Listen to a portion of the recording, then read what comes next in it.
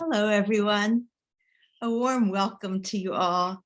I'm so excited to be here today and excited for our discussion on the vitally important topic, reimagining power, transforming the donor-grantee relationship. So thank you for joining us for this.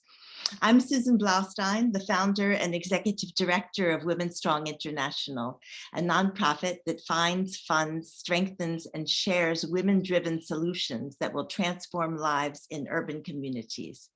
When we founded WomenStrong 7+ years ago now, our intention from the outset was to flip the script that has driven international development since forever. We wanted to move technical and financial resources into the hands of those who know best what their families and communities need.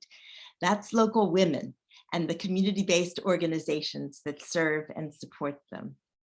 With this transfer of resources, funding, capacity strengthening, amplifying the voices of those who know best, we believe that the solutions devised by these dynamic, flexible local organizations can be shared with like-minded NGOs and applied in other contexts, and that these organizations can have a seat and a respected voice at the leaders' table where decisions are made.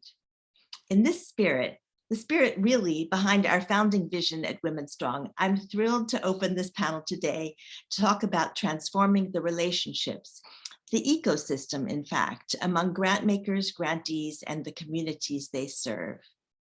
I'm also thrilled to introduce you to our moderator, Ms. Evelyn Sallah, who is the best possible person to guide this conversation. And when I tell you a little bit about her, you'll understand why I say that.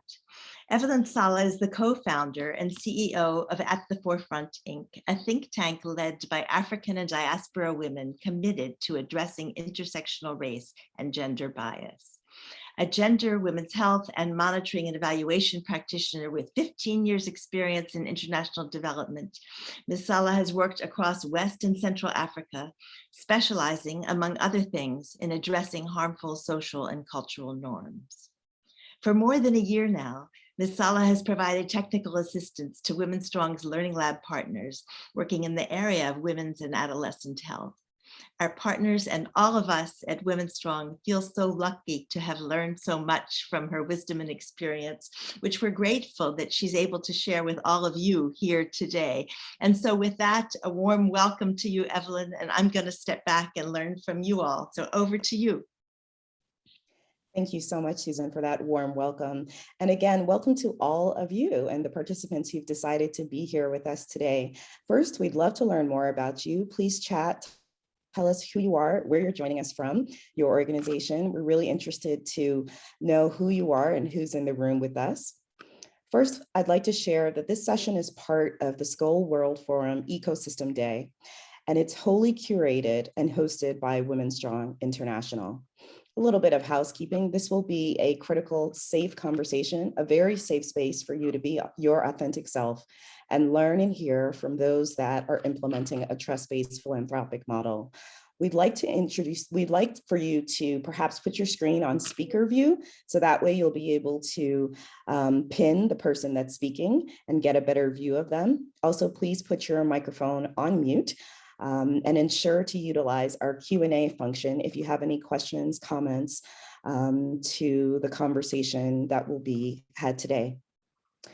So as we get started, again, we'd like to hear from you. Tell us who you are, but more importantly, we'd love for you to participate in a Mentee Meter poll. As you know, this is a conversation that discusses relationships between donors and grantees, and we'd like to get your initial impressions in terms of what you think about that. So we've chatted the Mentee Meter poll link, and we'd love for you to click on the link and enter perhaps 3 or 2 adjectives or thoughts around what does a grantee donor requirements and relationship typically look like. So when many of you are perhaps on the donor side, others are on the implementing partner side, we'd love to hear more from you about what that means. And then we can demonstrate the word cloud to see what the adjectives that come out from you to reflect your experiences with managing grants, as well as working with donors or either side. So please do vote on the Mentee Meter poll and we'd love to share the words map so we can see where everybody is today.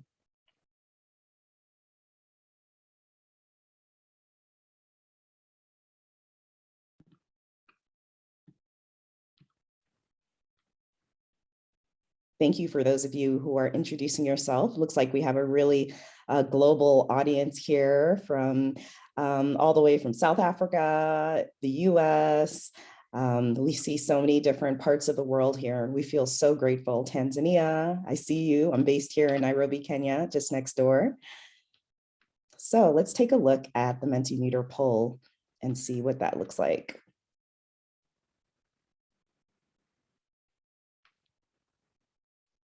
Thank you for participating. So of course, as the text grows, as many of you have used Mentee Meter, you know that that's more data towards that element. And so the biggest of all is restrictions, accountability, requirements.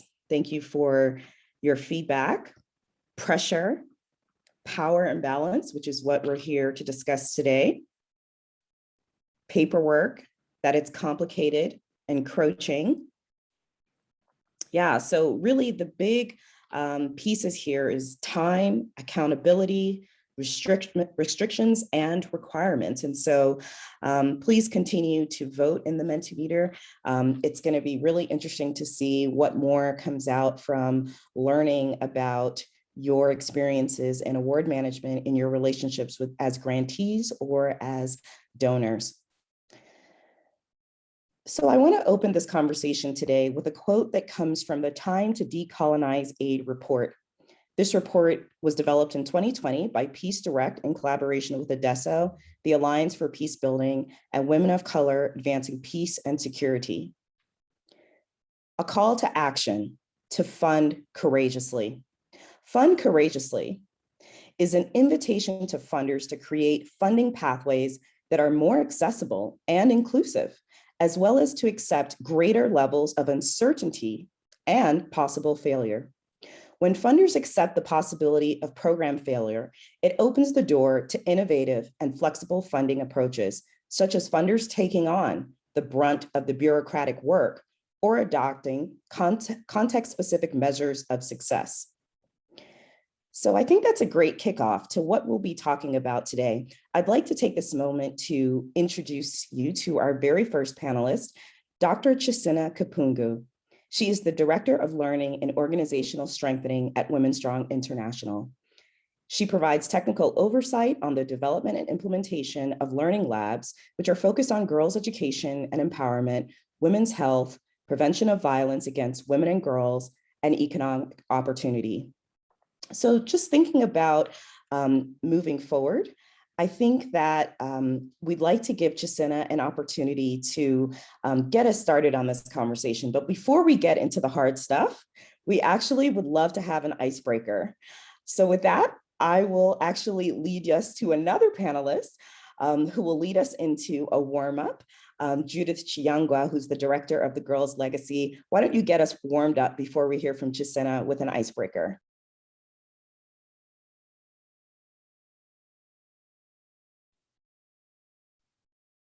Thank you very much, Evelyn. I'm going to ask everyone to feel comfortable. You can either stand up, you can either sit on your chair, stand up, do any position that you want. We are going to do a small song, and then I'll be calling out the panelists to shake their bodies a bit. And I'll also ask all participants, wherever you are, if you think you can stand up, shake your body a bit before we get into the heart of the discussion.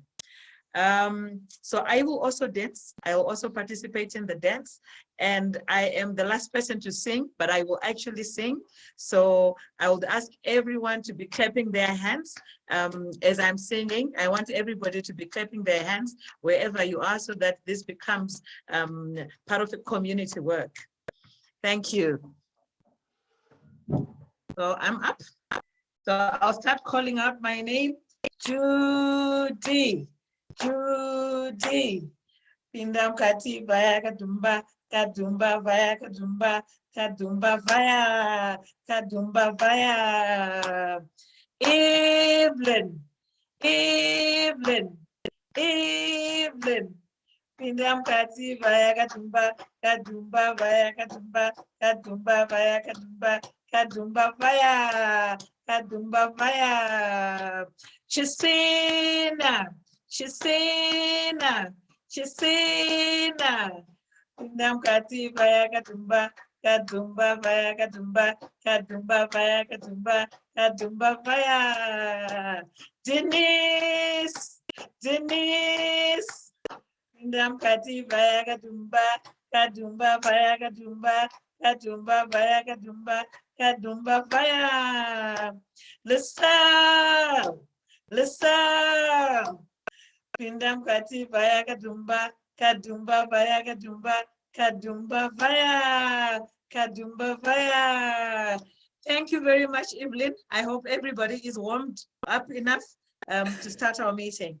Thank you. Thank you, Judith. I'm out of breath. I hope all of you have gotten up and moved a little bit, got your blood flowing. Perhaps it's the morning, the evening, the afternoon, where you're calling from. And so we just wanted to make sure you were awake. So Chasinna, coming back to why we are here today and the conversation that WomenStrong would like to absolutely share in terms of your experiences.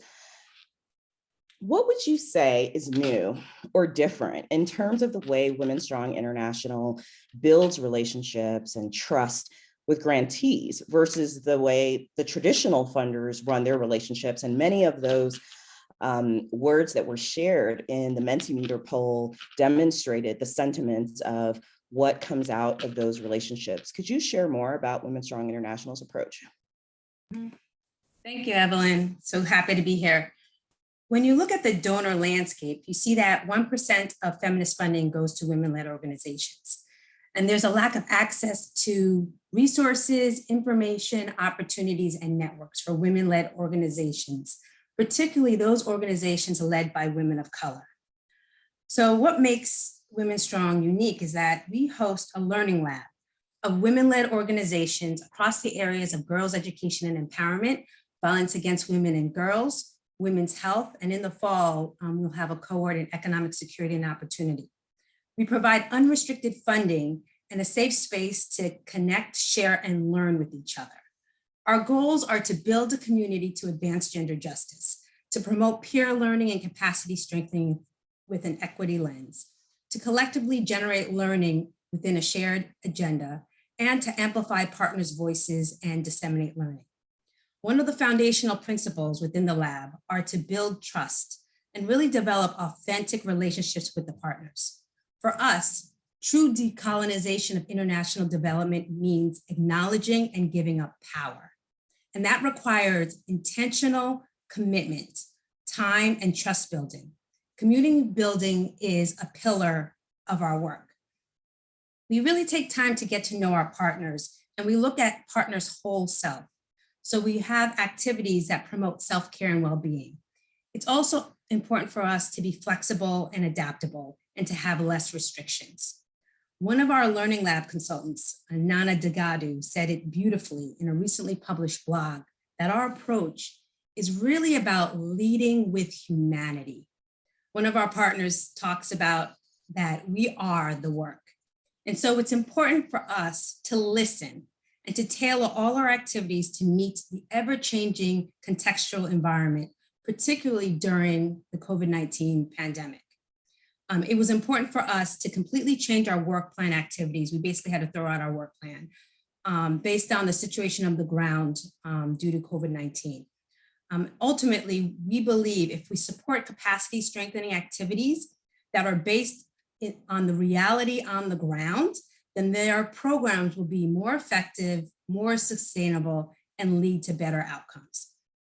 So it's important for us that we're always asking the partners what they need by doing assessments to find partner interests and needs.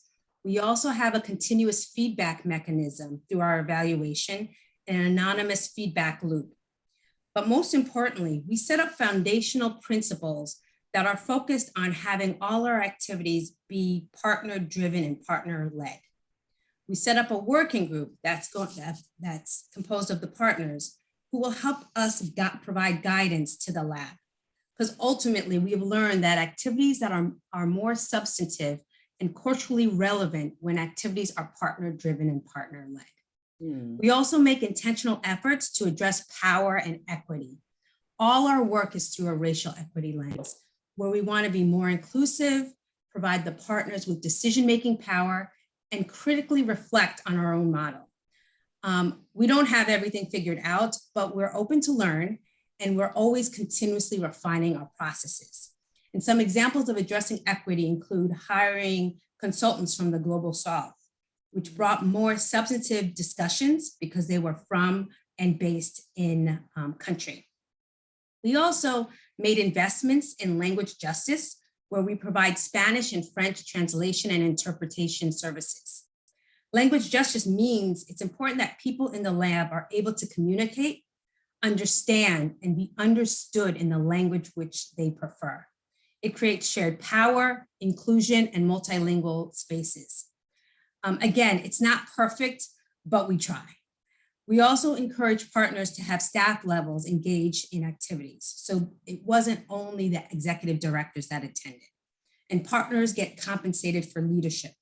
We've learned that participation just isn't enough, but providing partners with decision-making power and the ability to lead activities in lab has been important to partners feeling confident and empowered. Overall, our approach is bottom up versus top down. So let's hear from Lisel in the Women's Health Cohort. Dr. Lisel Lifshitz, the Executive Director of Mujeres Aliadas, an organization that advocates for women's full sexual and reproductive rights, has worked in the private sector, public administration, and civil society for the past 30 years. She was a founding member of the women's collective, Vulva Sapiens, a board member at the Morelia Center for Buddhist Studies, served as board member at Mujeres Aliadas. Her current organization, which is based in Mexico. Lisel, one of the criticisms of grant making has been that we need to move from a transactional relationship to a transformational relationship with grantees. In what ways can donors build stronger, authentic relationships with grantees? Thank you, Chisina. It's great to be here among this great group of women. Thank you. I'll begin with introducing a bit personally. So I want to talk about why I work in women's health. I can tell you that I'm a mother of 2 teenage girls. I had 2 births. I breastfed them both. I'm in my mid-40s. I'm approaching menopause. So for the last 15 years, I've been into embodied feminism and midwifery and into understanding our body processes and its implications for our lives. So this is why I work for Mujeres Aliadas, and I love what I do. And this is why we team with WomenStrong. So about Mujeres Aliadas, I can tell you that we are a Mexican nonprofit organization that promotes sexual and reproductive rights and provides sexual and reproductive health care to women and adolescents based on the model of professional midwifery with a holistic approach, considering women as key agents in their decision-making process. So our mission and values completely align with this shifting power approach that we are talking about today. So talking a bit more about your question, Chisina, I want to talk about the solutions. As Dr. Chris Bobble explains in her book, The Managed Body, I wonder if global North solutions are the only response to the global South. I think we need to decolonize Western approaches to solutions, and as the only possible way. We need to think of contextualized learning, and as you have said before, to take into account the women and the communities that are involved in their own problem solving. So we need to amplify our creativity and think of community-based solutions, not only of outsiders' interventions that may be in some cases disrespectful, out of line, or not work in the long run. So what shifting power means to us at Mujeres Aliadas is, in a few words, sharing power, as we do in the relation with WomenStrong and other organizations that belong.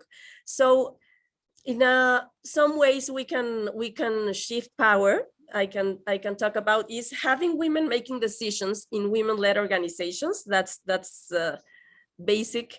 We think also of making democratic decisions, even if they take longer. We know it's easier to make hierarchical decisions at the time of implementing, but if we talk them through with a team or staff, they have a better results at the time of implementation. So that's what we intend to do within our staff, as well as in the work with our communities, to share power, have open discussions that create dynamics within the group. So decolonizing begins with giving up power, right? This is not always easy, of course, but that's what we intend to do every day. So I also want to talk about shifting power in data collection and its uses, not from the return of the investment point of view, but to communicate effectively to other sectors, funders, policymakers. So I'd like us to rethink the use of data. We do need to generate data, but for different purposes, right? Another way to give power is giving it to specific national or regional topics for longer periods of time. Like the ones I identify in our field of work are midwifery, women's rights, and menstruation, that are lines of work we've been working, and they can be really strengthened with collaborative efforts from several organizations sharing common interests, right? So being funded by WomenStrong has helped us concentrate in our work instead of concentrating on pleasing the donor, which is really appreciated. We learn together from each other. We share experiences in a horizontal perspective, and we even have fun together. So this is not the first time we've danced together as we did today. So we don't have the burden of getting nervous when we interact with each other. So it's been a really nice relationship. So thank you for that. I'm gonna hand it now to Denise and talk a bit about her. So Denise Mishawix has 15 years of experience managing health and education programs in the former Soviet Union, in sub-Saharan Africa, and globally. At WomenStrong International, she serves as grants manager, managing grant reporting and proposal processes, as well as helping to integrate equity and trust-based practices into how we work. So Denise, I'll hand it to you. Thank you. Thank you, Lisel. Thank you. I'd also like to start with saying how I got to this work. I worked for many years in implementing organizations and NGOs, mostly funded by the United States government. And I always just felt so constricted by their decision-making structures and also by their requirements. I once submitted a quarterly report that was 1,800 pages long. This is like my origin story of how I tried to get out of that field. I was always very interested in working for a foundation because foundations have the ability to set rules, set relationships, and change things in a way that recipients can't because of power structures. And so that's how I came to WomenStrong. And then after I started this work, I learned there's a whole host of other issues that we deal with as donors. And those are the issues that we're talking about today. So I wanted to go back to that Mentee Meter poll very quickly and just see what other kinds of things have come in, because as the grants manager, this is my world. You didn't fill it in yet, just 1 to 3 words that come to mind when you think of grant requirements. We have restrictions, power, paperwork, accountability, legal requirements, administration, rigid, prescriptive. Yeah, I was just talking about that restrictive, prescriptive feeling, and colonization. Yes, cumbersome. So I don't see a lot of positive words here. Time heavy, you know. So yeah, these are what we're dealing with when we're dealing with our grantor requirements. So at WomenStrong, we've been working to rethink our grant making structures and strategies to prioritize trust over accountability and to reduce unnecessary burdens on both potential grantees and on our partners. We make these changes based on feedback from our current grantees, and also from the emerging best practices in the field on trust and equity. And this is a journey, and we're on the road. We're still continuously learning and changing. So some of the ways that we have reflected this in the way that we work are, first, in how we fund. We have changed our grants from being project-based to unrestricted. We have done this because, first, we trust our grantees. We trust that they'll use the funds appropriately and that they know what they are doing. Second, we value local knowledge. We let them plan how they will use the funds. We've done this for the flexibility that it affords. Our grantees don't need permission to make changes. We don't think it's a good thing to be locked into a plan that you developed a year ago for the next 2 years. We think that it makes much more sense to adjust as you go and to learn from implementation. So we've created the space for that. And finally, unrestricted funding is more efficient. It's more efficient for us. It's more efficient for grantees. It reduces a lot of burden. Another change that we have made is we've changed our grant length from 1 to 2 years. This is based on direct feedback from our grantees. It's less burdensome, less proposals. It's a more appropriate amount of time to get work done. And it's more sustainable for partners because they have more time to plan. Another change that we have made is in who we fund. We currently have an open grant opportunity. If Bianca or Michelle has the link, you can put that in. It's around economic security and opportunity. And we've changed our eligibility requirements. We'll now only fund organizations that are based in the country where they operate, led by nationals of that country. We're no longer funding organizations with US or Global North leadership. We also require organizations to have women holding the majority of leadership positions and to have a local governing body that's representative of the communities and populations they serve.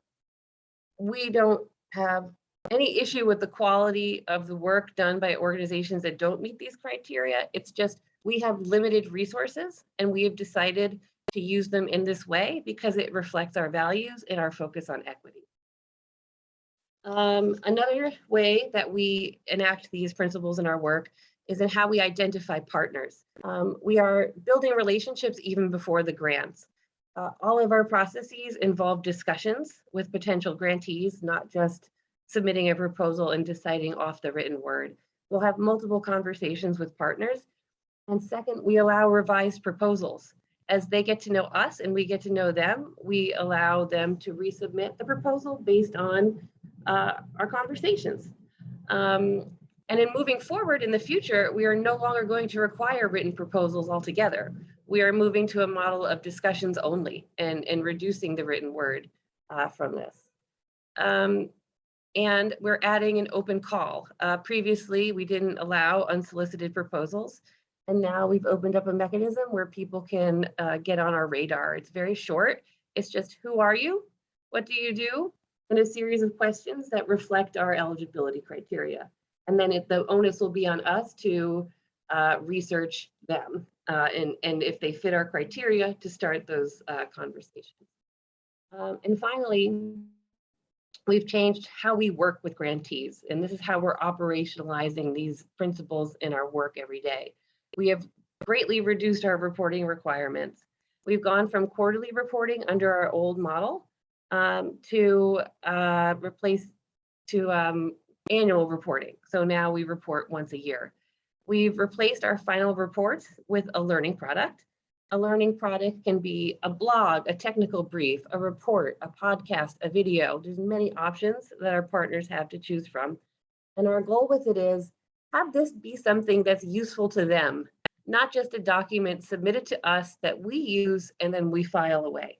But we want there to be a benefit to this. If you're going to do the work, why not have a benefit to others besides just us? And we've also replaced M&E metrics with collaboratively created learning questions. So we used to have indicator tables with outputs, outcomes, targets, reporting on these targets.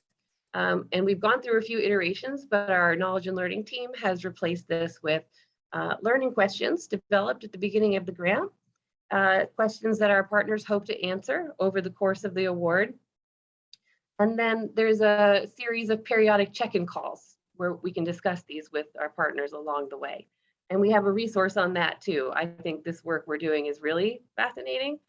So we have a new blog on that as well. And finally, we're replacing our interim reports, which are written, with a call. So we're now having a discussion with multiple partners on one call, discussing lessons learned along the way. And again, this is reducing the time burden on our partners. It's also making, it's not just, again, that one-on-one interaction with the sole benefit being what we want, like we want this information. Now there's learning across our cohorts and making stronger connections amongst our partners. So it has a benefit outside of this accountability requirement status. So we are continuously learning and listening and changing as we continue to adapt these trust-based and equity-centered policies. And this is where we are now, and we're always looking for our next steps to go forward. So that's the end of what I have to say. I would now like to introduce Judith Chiyangwa. She is the director of The Girls' Legacy, an organization that builds the capacity of young women and girls in Zimbabwe through leadership development and mentoring, so that girls and young women can live empowered lives, becoming role models and change agents in their communities. And I'd like to start with a question for you, Judith, which is, what are you looking for in a donor? Thank you very much, Denise. And what I'm looking for in a donor, I'm looking for a partner, I'm looking for flexibility. We are looking for trust. And before I even expand on that, I just want to say, as a staunch feminist, I believe that beneficiaries to any fund, to any grant, are also key in the cycle of developing whatever process that is happening. I come from a process where I was once on the demand, I was once on the supply side, and then I found myself right now on the demand side. So it gave me an opportunity to get to a point where I was able then to assess, to then say, which is the most critical part in terms of development. And like what you said, Denise, you're shifting from an implementation perspective to a grantee. You saw the difference in that. And as a person, one of the things that I want to emphasize is that working on women and girls' rights issues is not easy, especially when you are working in a context like where I'm coming from, Zimbabwe, where largely our political and economic landscape is not quite even. So many donors will focus on issues to do with democracy and governance without necessarily looking at women and girls' rights issues as equal to that. So in terms of what I'm looking for in a donor, I would like to share my experience with WomenStrong.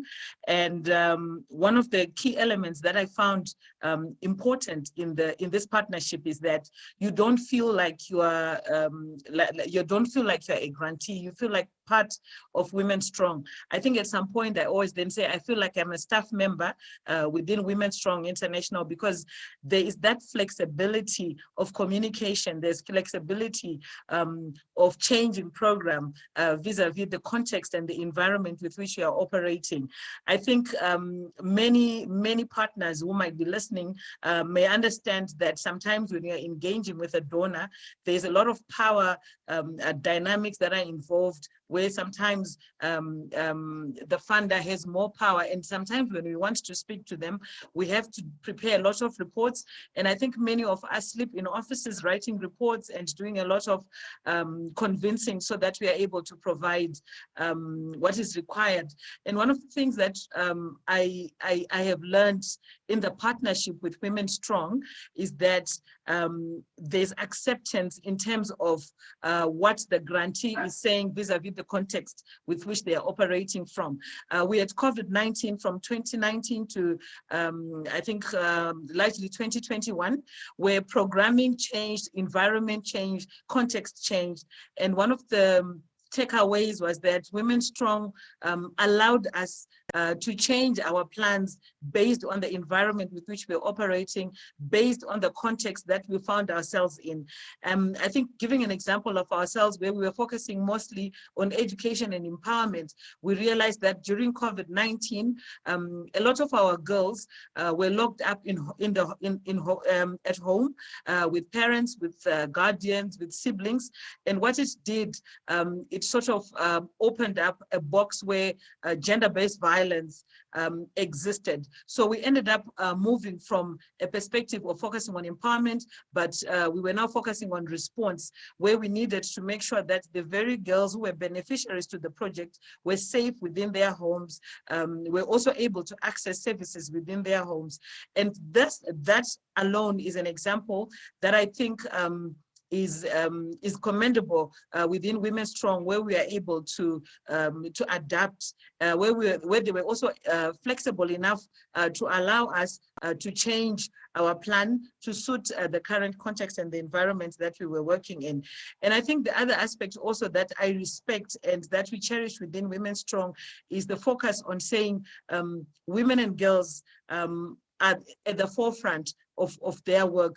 Because, for example, if you're looking at issues like I've said of accountability, of governance, we look at elections in Zimbabwe, for example, they're coming in 2023, and a lot of focus is on electoral reforms, on voter registration. But the majority of the people who are going to participate in the voting are women, and they constitute 52%. So the issue is, to what extent are we going to look at the needs of these women so that they're able to participate in the processes of democracy and governance? So WomenStrong steps up to be able to then say there's a gap within the funding circle where women sometimes and girls are not looked at, but they are looked at as their issues being solved. So that is a recommendation that I also encourage to other funders to then say we need also to be able to look at women and girls issues as equal issues or critical issues around the development cycle. So Denise, yes, to conclude, I would really want to say what I am looking out for in donors or in funders is that we need to be able to be flexible, to understand the needs of the beneficiaries, sometimes before even funding us. I think most of us respond to calls. And one of the things that we do when we respond to calls, we try to write the best English ever. We also try to find the best matrices that we can use so that we are able to please the donor without necessarily looking at the needs of the beneficiaries. And I like the approach that WomenStrong therefore does to then say, what is the need of the beneficiary? How then do we step in to support the beneficiary? So that for me are key critical components of a partnership relationship, where there's flexibility, where there's adaptability, where there's trust, where we are able then to say, if I have to call any partner within, any individual within WomenStrong, I do not feel scared. I don't feel the need to provide as many documents, but to be able then to come through and say the partnership works because we are allowed that flexibility. So thank you very much, Denise. Over to you. Thank you so much, Judith. And we want to thank all of you for the questions that you're putting in the chat. Please continue to add questions. We have some responses to those questions, wanting to learn more about the M&E approach and learning questions and what comes out of there. So please do see that we have our approach to M&E, WomenStrong's approach to M&E that Denise has shared, as well as other responses. So please do continue to ask questions, add comments. Is this innovative to you? We really appreciate all the support in the chat. For those of you that are asking to plagiarize this model, I think the WomenStrong community would be really excited to allow you to do so and to learn more. So please do continue to follow WomenStrong, and we'll have a lot of information there for you to read the resources. So We did have introductions that were formal of most of the panelists, but Dr. Chasinna Kapungu, you have a really interesting background. You're originally a psychologist. Could you talk a little more about what brought you into this work? You really could be anywhere and doing this work in any kind of context. Yeah, thank you, Evelyn. You know, for me, it all comes down to empowering women. And so particularly, you know, women of color. And so when you're a psychologist and doing work in the community, you see just that there are structural inequities in the world that make it harder for, you know, women to be empowered, you know, be financially secure. There's inequity in their opportunities. And, you know, as we've seen in the United States, you know, we're in this revolution here in where, you know, everything is, we're dealing with racism in particular. And so living here as a Black woman, I'm from Zimbabwe, bicultural, it's important for me to be able to build on the strengths of women and uplift their voice. And use, I'm also privileged. So use my networks, use my resources to bring people with me in accompaniment. And so, you know, this work that I do at WomenStrong is really about us working together so that we're all for the same, for a shared mission that's going to uplift all of us. Thank you, Chasinna. I think many of us can identify with navigating through the world with multiple intersectionalities in our identities and how that affects every aspect of our lives. So again, as part of our making sure you're awake, I'd like to hand back over to Judith to allow us to stretch a little bit. Please get ready to chat your questions, your comments. We want to hear from you. So that will be our next segment after Judith warms us up and gets us going again. Thank you very much, Evelyn. Again, I will ask all participants to get up for a small stretch.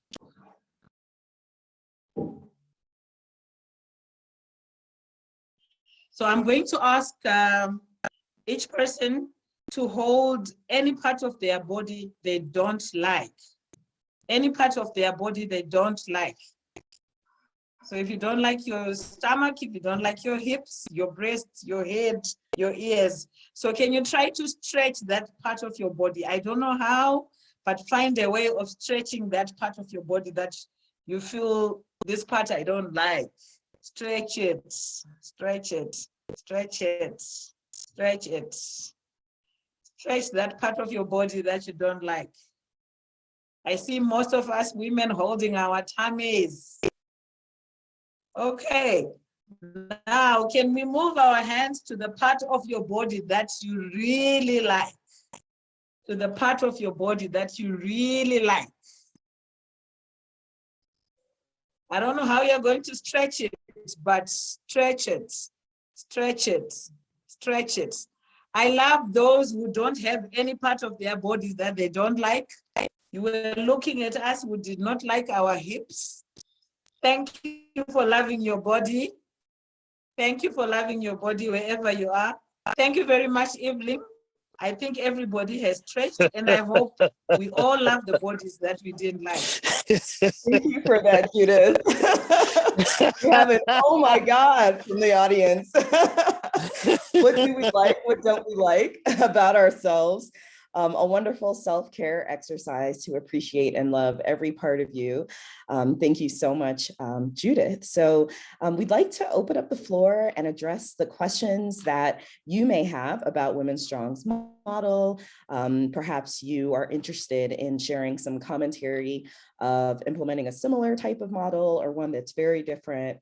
So please do chat your questions and tell us a little more about what you think of WomenStrong's trust-based philanthropic model.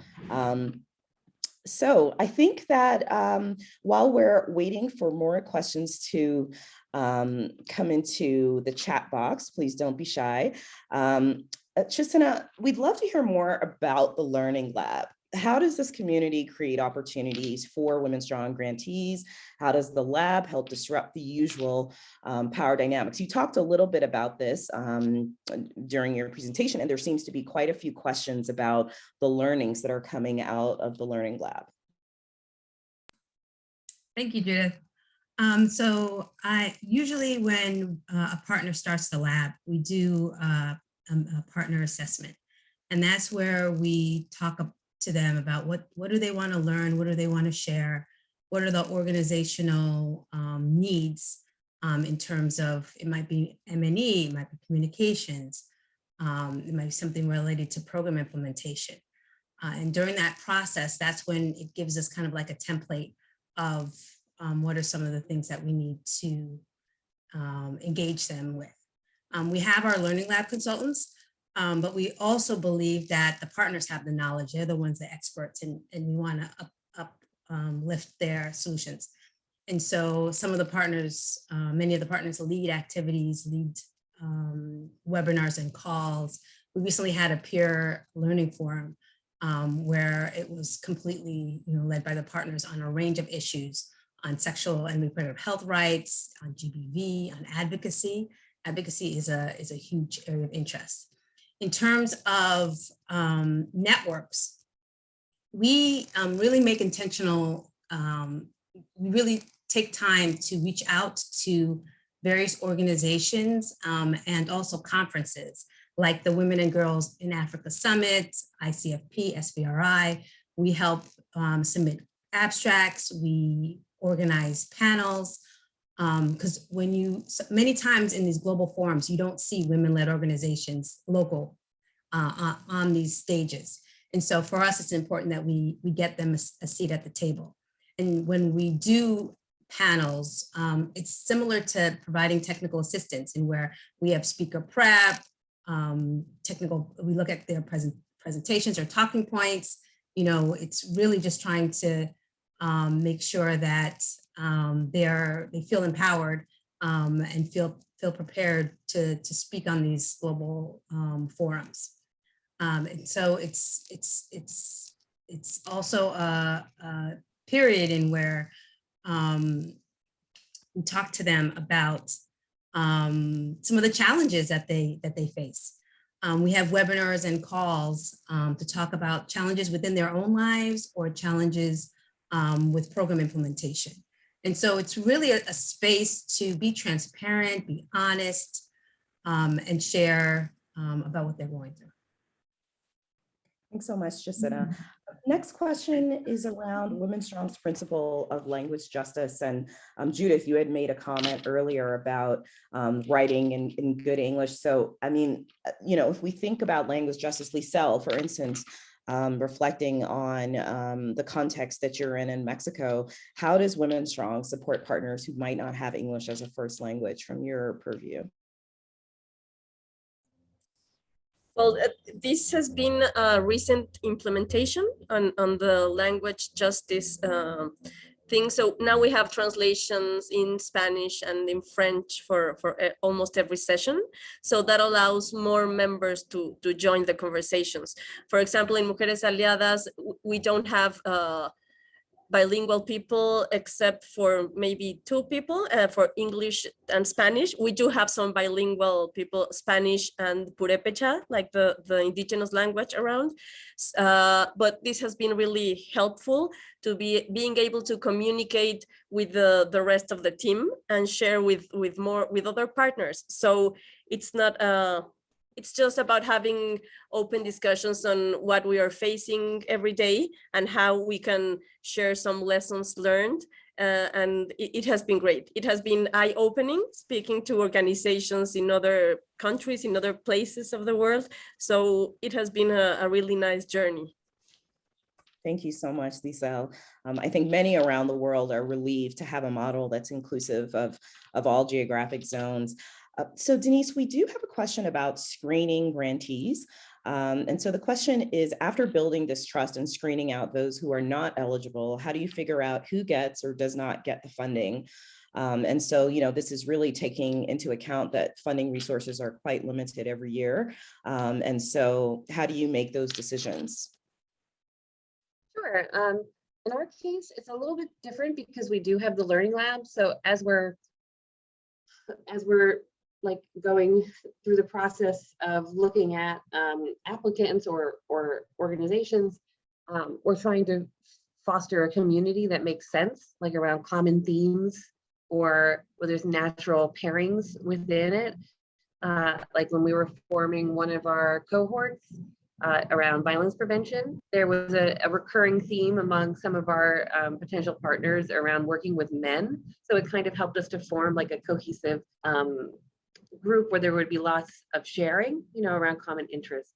So it's a little bit different for us. But what I would say, just some general thoughts are, when you're developing your eligibility criteria, make sure that they're reflecting what you're really looking for and what you're really trying to change and who you're trying to target, because that might narrow your pool.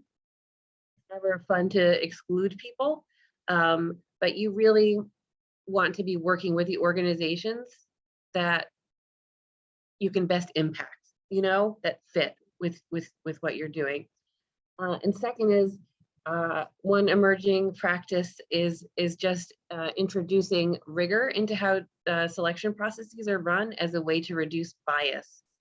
We all have a lot of internal and subconscious biases that we may not even be aware of that can lead us to funding the same organizations over and over again because they know how to perform in the appropriate way in the philanthropic circles.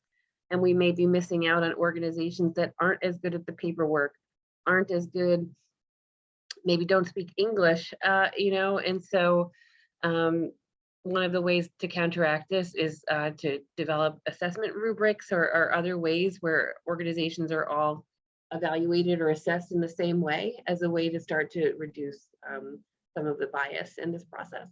So those are two things that come to mind, like really trying to have like deeper thoughts on who you want to work with, what kind of organization, what size, where, what are the characteristics of that organization, what are your values of an organization, how would you operationalize those? And second is to try to expand your network and find ways to reduce bias.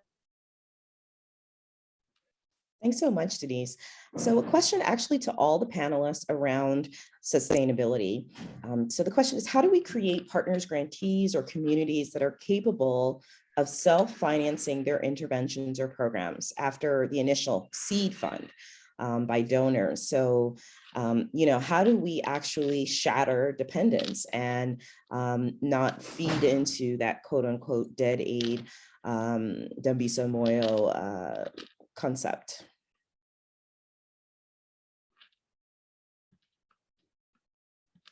Susan, if you're still there, this is a tough one that perhaps everyone could tackle on with this. Judith, if you have any thoughts about this, we'd love to hear more about your thoughts around breaking the cycle and the dependence on aid. Anyone like to take? Yeah, go for it. Okay, I'll speak and respond to that as a beneficiary. I think the very first part of our interaction with WomenStrong, our focus was on empowerment, economic empowerment of the girls themselves, and one of the learnings that we got from WomenStrong was the issue of sustainability, and sustainability only is not financial based on the learnings that we have had. Sometimes sustainability is changing of mindsets so that they are also able to pass on the same mindsets and translate it to the different individuals that they work with in the different communities. We run a club system for girls, and the club system's mantra is pay it forward. So it is the responsibility of every girl who has gone through any form of training in any project or any form of support in any project to be able to pass on the baton to the next girl. So what it does, it facilitates for a viral network or support system where girls are able to translate the knowledge that they would have gotten from the process to other girls. So that's another form of sustainability that we have learned and have adapted.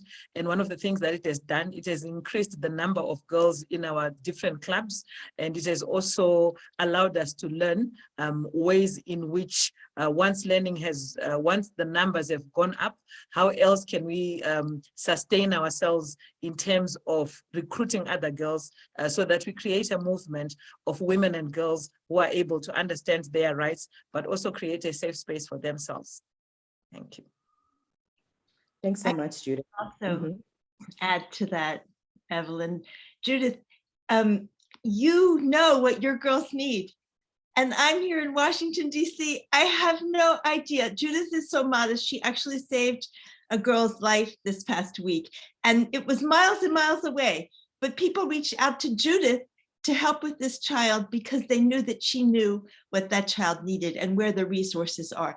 I think we have to think of philanthropy and development and human development as an ecosystem. I mean, I used this word earlier, but I mean it, where we are mutually dependent, where our survival depends on each other's survival, and that philanthropy, that those of us in lucky enough positions to be donors, to be able to fund, need to understand that privilege and to recognize that the knowledge isn't necessarily where the money is, and that the money's got to get to where the knowledge is if the world's ever going to be a better and safer and more humane place. And so, you know, what Denise has been describing, I mean, the way that we've learned to work, and it has been a process, is really, you know, a pathway. But I think, I mean, Julia's question, and then I think Kelly's question about what do you tell your donors, right? So we need donors. We have to be accountable to our donors. And I think it's a conversation. I mean, it's a step, right? It's a leap of confidence in your grantees and their ability to do their work. This isn't about us. This is about improving people's lives. And in our case, the lives of women and girls in entire urban communities. So it's a conversation. It might not always be an easy one. They may want those log frames, your funders. You know, we've all dealt with that, right? And so sometimes it's frustrating. Sometimes we're not going to win. But this is also a process, I think, to build that ecosystem that can be mutually strengthening and really do the work and create the change that we need to see on the ground. Thank you. Thank you, Susan and Judith, for those comments. Chasinna, just last word in terms of reflecting on sustainability. Yeah, I want to comment on NAMI had a comment in the chat about our technical assistance with fundraising. And Judith is a perfect example of helping a partner with their fundraising. And, you know, Judith, you want to talk a little bit about what you've been doing in that area? We hired a learning lab consultant who happens to be in Zimbabwe, who's been working with Judith. Thank you very much, Chasinna. I think that component of support for WomenStrong is very critical to organizations. And I think the experience that we have received or the support that we have received from WomenStrong is that one of their learning consultants is based in Zimbabwe. So we were able to be assisted in proposal writing. I think many of us know that every donor has its own process, and sometimes we may not be able to navigate through the processes or through the requirements. So we were able to be assisted to go through that. So in receiving the assistance, we were also able to build our own capacity as an organization in terms of proposal writing. So what it would mean is that we'll be able to translate that to other members of staff within the organization, but also one of the key issues is that WomenStrong also forwards as many calls as possible. So it also acts as an as a partner that increases our support base in terms of helping us identify other partners, but also getting support in terms of proposal writing. I hope I've responded well to that, Chasinna. Thank you so much. We're getting quite a few questions around language justice and how does WomenStrong go about doing this? And so one of the main ways is ensuring that we have multiple language interpretation in all of our convenings where we have all the partners present. And so that's one way to ensure language justice, and just the investment in terms of translation of materials, of documents. That's also a big investment that WomenStrong has put forth. So Joanne Oport, you have a question. And so you can unmute yourself and ask your question live. Hi, everyone. Thank you so much for giving me this time, Evelyn and WomenStrong. My name is Joanne Oport. I'm with Africans for Mental Health. My question is, and I don't know if this has been answered in the presentation, in terms of reviewing the application processes for those who submit grant applications, how robust is your reader panel? I've sat in a couple of foundations, and one of the gatekeepers to people actually seeing the work that's been done that Susan mentioned is the readers who are actually reviewing those applications. So how robust is that? How robust is the policy that you have at WomenStrong? And are you seeing this application in different donor agencies that are giving funds or reviewing RFPs or RFQs? That's a great question. I think Denise, you might be best placed to respond. We currently review and make those decisions internally amongst our staff, but we think about that. And we also think about ways to involve our partners in being part of those decision-making processes without being burdensome upon their time. But we definitely think about how to involve others in making these important decisions. There is a movement in philanthropy called participatory grant making. This is more common among place-based funders, like say you're in Zimbabwe and you're funding Zimbabwe, or you're in New York City and you're funding locally in New York City, to involve your communities, the beneficiaries and people from the communities you serve in your decision-making processes, like around funding and things like that. So these are movements that are happening. I don't know to what extent they would be hitting the huge USG or international organization level, because those are much more strict and usually not as open to these kinds of things. But these are movements that are going on, and this is a question that we've actually been looking at internally as well. Thanks so much, Denise. Just another question to the panel, and perhaps Lisel, Susan, Chasinna, feel free to chime in, is really about disrupting the status quo relationship between grant makers and partners and grantees. Is there more that funders out there can do in order to work on this power imbalance, other than what WomenStrong has already put forth? I'll just start and turn it to you, Chasinna. Just one thing that I think somebody put in the chat, that our job is to get the voices of those who know best out there. We want those learning. We're a learning organization. We want those learnings out there. So to the extent that we can amplify the learnings, get people onto platforms where they can talk to funders, talk to international development organizations about what works on the ground.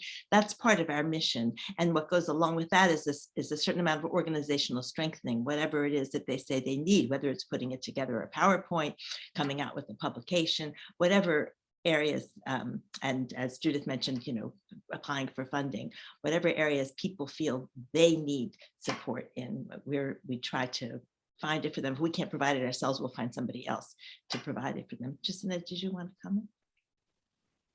Yeah, one area that wasn't in the original model had to do with leadership development.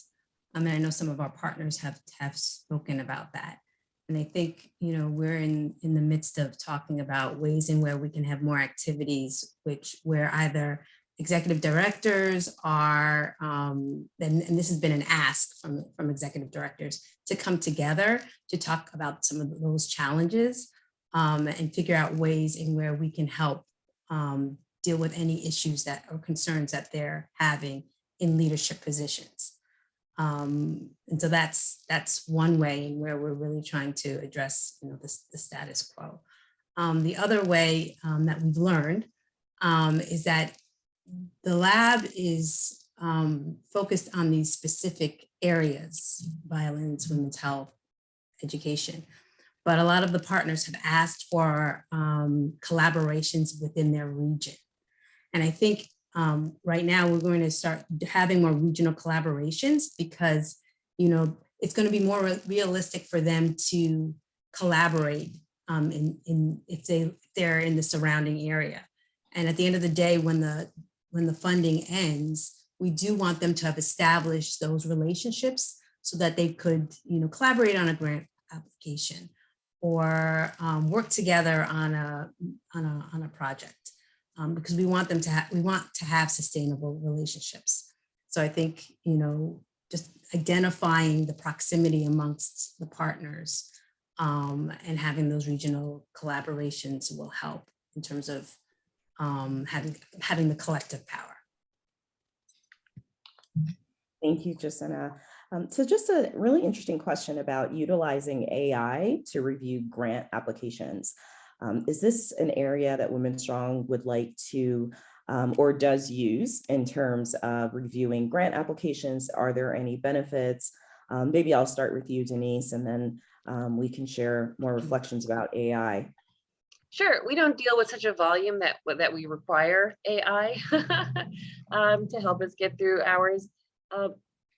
And I'm honestly not familiar with how it's being used in the field, so I can't really comment on that. But my reaction to it is, if AI could help remove bias from the process, then I could see that as being a good thing. I just worry because I don't know how this AI would be set up and function. I would have some concerns about it. But again, I'm not familiar with how it's being used. Those are just my 2 cents. Thanks for sharing, Denise. At least for those of us in the diversity, equity, inclusion space, there have been findings around a Western leaning when it comes to AI. And so when we think about accents, for instance, accents that are non-Western, we do notice that transcription, which is just an example of that, will tend to jumble information. And so I think there is one caution around equity in AI and the Western influence of it, AI as an artificial intelligence that's used in many formats. So thank you so much for your questions. Please keep them coming. We're really interested on your perspective on this topic. So we want to talk about this North versus South language and just how language can even be utilized to keep a certain power imbalance in terms of the development sector. So really the question to all the panelists is, how do we decolonize the relationship of mostly Northern grantors and quote unquote Southern implementing partners and grantees? Many, if not, are in fact former colonies and have a similar, some would say, neocolonial dynamic between the grantees and the grantor. So I'd love to hear from anyone on the panel if you'd like to take on this question of this imbalance of resources. I would say that we need to take into account the importance of the processes, not only results, because processes really matter, right? And it may take, like each community has its own rhythm. So we have to take into account the rhythm of each place and not be only worried about results. That would be kind of disruptive, as you said before. And also thinking of our personal lives. I think that's important. Having like self-care practices talking about how we feel.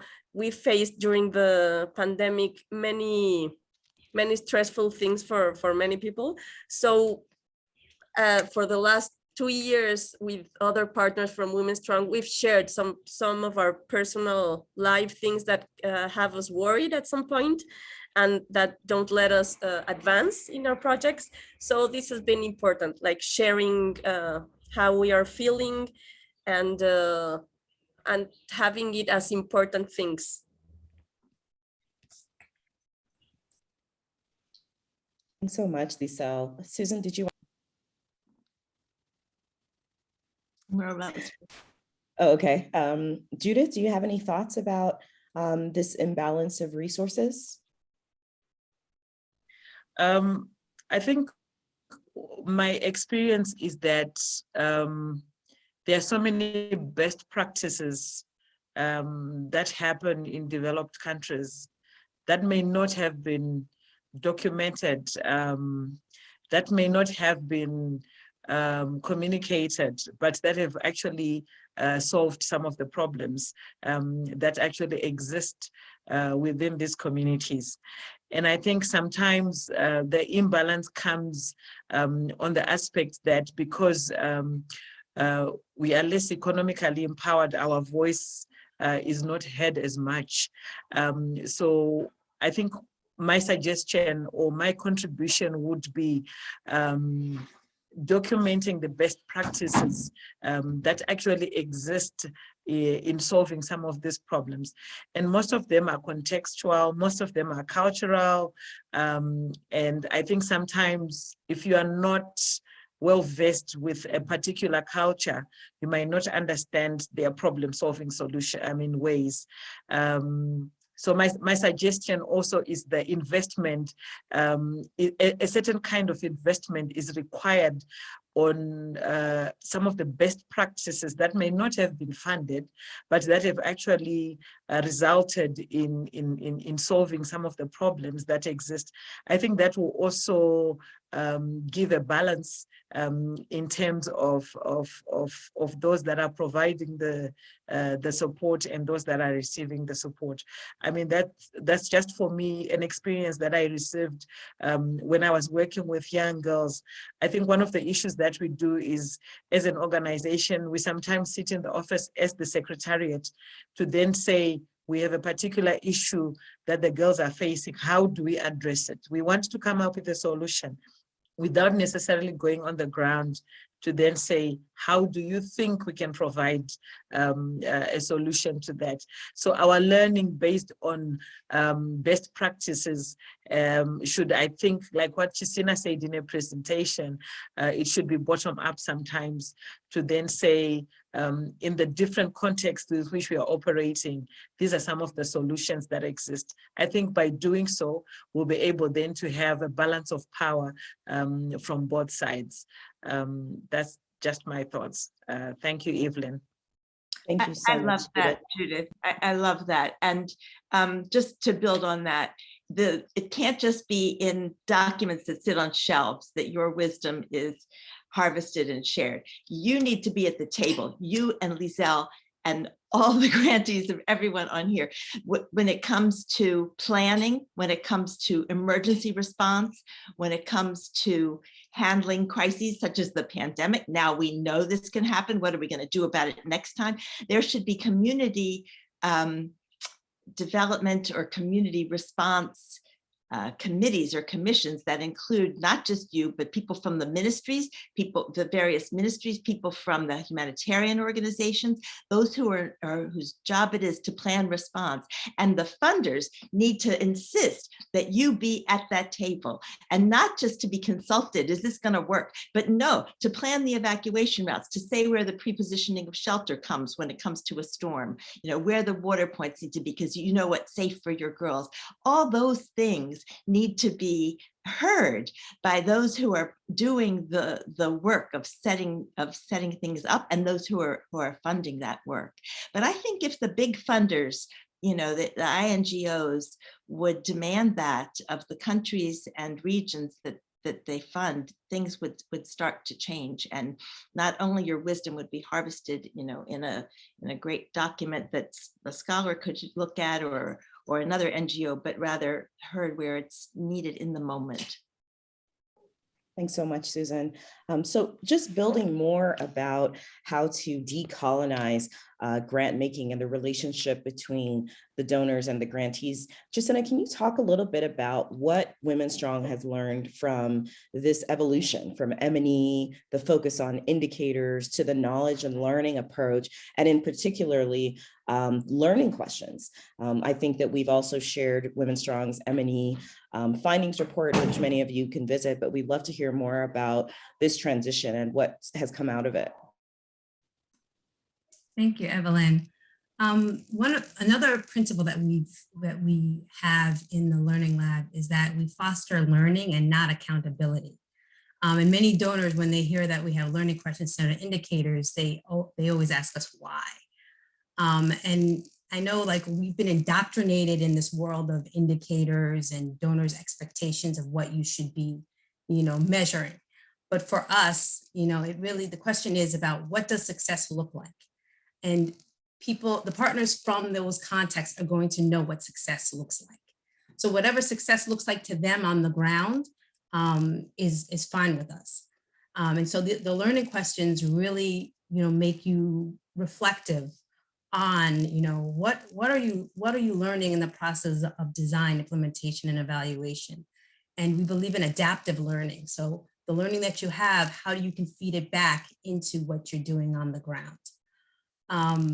So, I mean, we also do understand that, you know, in the donor world, indicators are valued as well. So I think it's a balance. But for us, we've chosen to really take it in the eyes of the partners and really meet them where they're at, and let them tell us, you know, what's important to them, because context matters.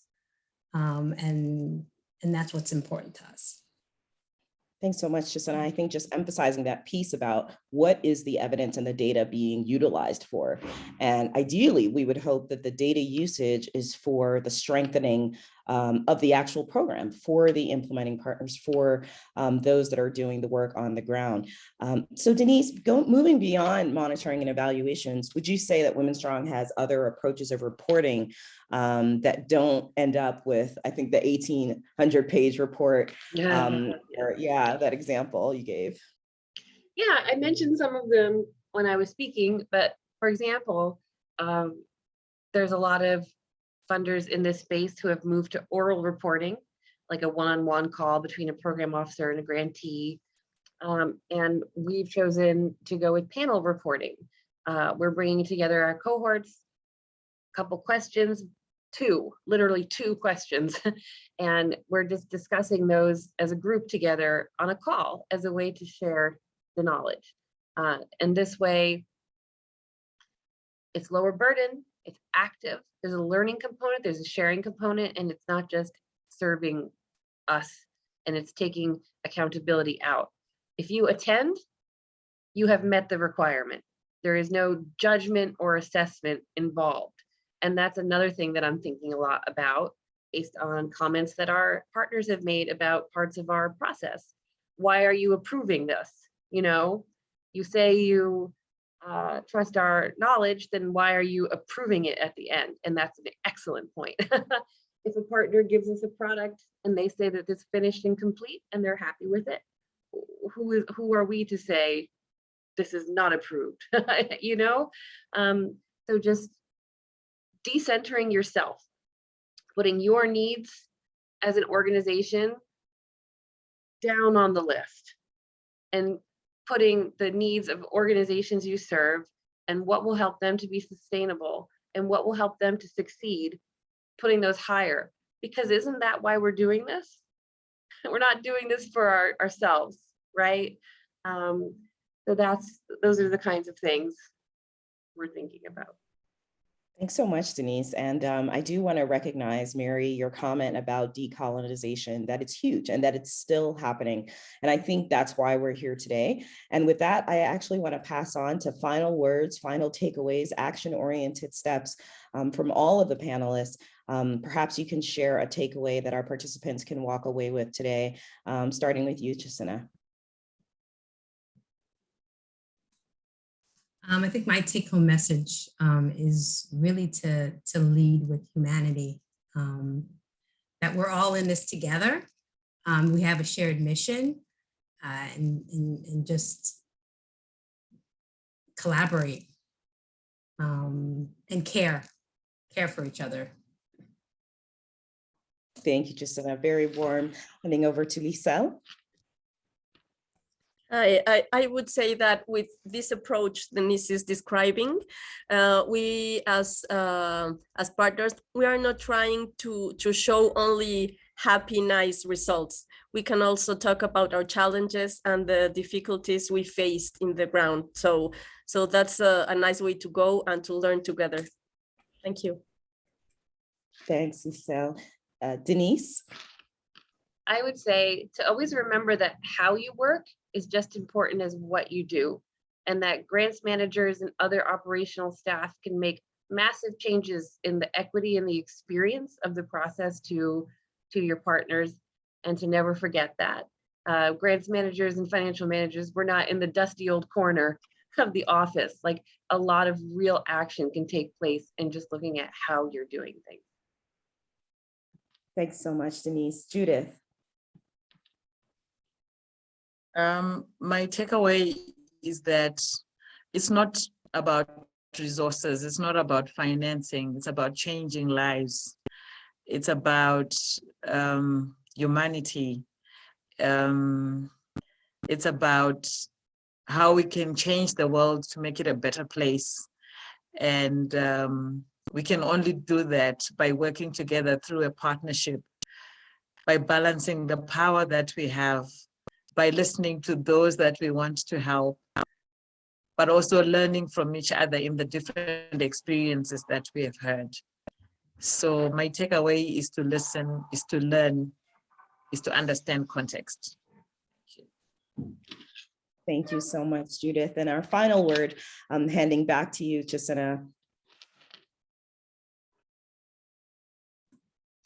So in the lab, one of the things that we've learned is that the best way to learn is to give practical strategies that you can take and implement. And so some of the tips that the panelists have shared include the importance of sharing power so we can all have power, learn together and from each other, have fun, rethink the use of data, be flexible and adaptable, work with grantees, give unrestricted funding, reduce time burden, reduce bureaucratic processes, and make things useful. Context and environmental changes are so important to understand, and that things shift and change. Foster learning versus accountability. So instead of focusing on indicators, ask partners what's important to them. Understand the needs of the beneficiaries. Be aware of your bias. Document best practices because they may be contextual and cultural, and invest in self-care. We hope that these practical strategies are things that you can use. And if you have any additional questions, feel free to email us at info@womenstrong.org. Thank you. Thank you so much, Chasinna. And we absolutely want to thank each and every one of you for attending this panel today. We see that people are taking a lot of notes and hoping to replicate this model. And I think that's the call to action and why we're here today. Just a reminder that WomenStrong International has an economic security and opportunity grant that's an open call. So hopefully you have received the link that's being shared with you. And we also want to let you know that the recording of this discussion will be shared with you as well. Again, if you have any questions, comments, if you'd like to collaborate with WomenStrong, please contact at info@womenstrong.org.